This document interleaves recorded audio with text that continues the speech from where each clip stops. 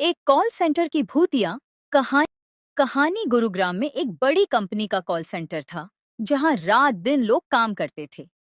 इस call centre का नाम था वॉयस इन्फोटेक। यहाँ काम करने वाले कर्मचारियों को रात में काम करना पड़ता था क्योंकि उनके ग्राहक विदेशों में रहते थे। एक रात कॉल सेंटर में एक नई कर्मचारी आई जिसका नाम था प्रिया।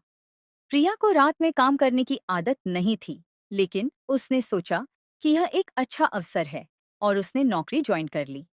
पहली रात को प्रिया ने काम करना शुरू किया तो उसने देखा कि कॉल सेंटर में एक अजीब सी शांति थी। अपने काम में व्यस्त थे, लेकिन प्रिया को लगा कि कुछ अजीब हो रहा है। जैसे ही प्रिया ने अपना हेडसेट लगाया और काम करना शुरू किया, उसने सुना कि उसके आसपास के कर्मचारी आपस में बातें कर रहे थे।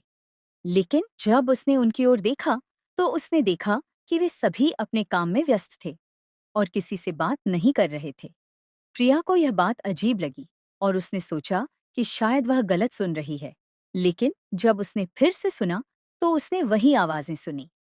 इस बार उसने आवाजों को ध्यान से सुना और पाया कि वे आवाजें उसके कॉलर्स की थीं। लेकिन जब प्रिया ने अपने कॉलर्स से बात की तो उसने पाया कि वे वही बातें नहीं कर रहे थे जो प्रिया ने सुनी थीं। प्रिया को यह बात बहुत अजीब लगी और उसने सोचा कि शायद कॉल सेंटर में कुछ भूतिया शक्ति है। धीरे धीरे प्रिया ने देखा कि कॉल सेंटर में कई अजीब चीजें हो रही थीं। कंप्यूटर अपने आप चालू और बंद हो रहे थे, फोन बिना किसी कारण के बज रहे थे और कभी-कभी प्रिया को लगता था कि कोई उसके पीछे खड़ा है।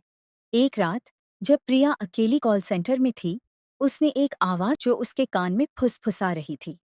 आवाज कह रही थी, तुम यहाँ से कभी नहीं जा सकती, तुम यहीं रहोगी। प्रिया ने उस आवाज को अनदेखा करने की कोशिश की, लेकिन वह आवाज बार बार सुनाई दे रही थी।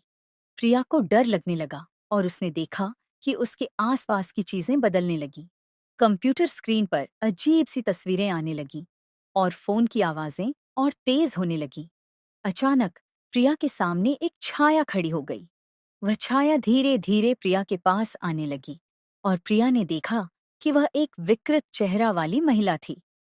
महिला ने प्रिया को पकड़ लिया और उसे जमीन पर गिरा दिया। प्रिया ने चिल्लाने की कोशिश की, लेकिन उसकी आवाज नहीं निकली। महिला ने प्रिया को मारा और प्रिया को बहुत दर्द हुआ। प्रिया ने किसी तरह से खुद को बचाया और वहां से भागने की कोशिश की। वह दरवाजे की ओर दौड़ी, लेकिन दरवाजा बंद था। प्रिया ने किसी तरह से दरवाजा खोला और वहां से भाग गई। अगले दिन प्रिया ने अपनी नौकरी छोड़ दी और वहां से चली गई। उसने अपने मित्रों को बताया कि कॉल सेंटर में कुछ भूतिया शक्ति है और उसने वहां काम करना बंद कर दिया। कॉल सेंटर बंद हो गया और वहां एक नई कंपनी आ गई।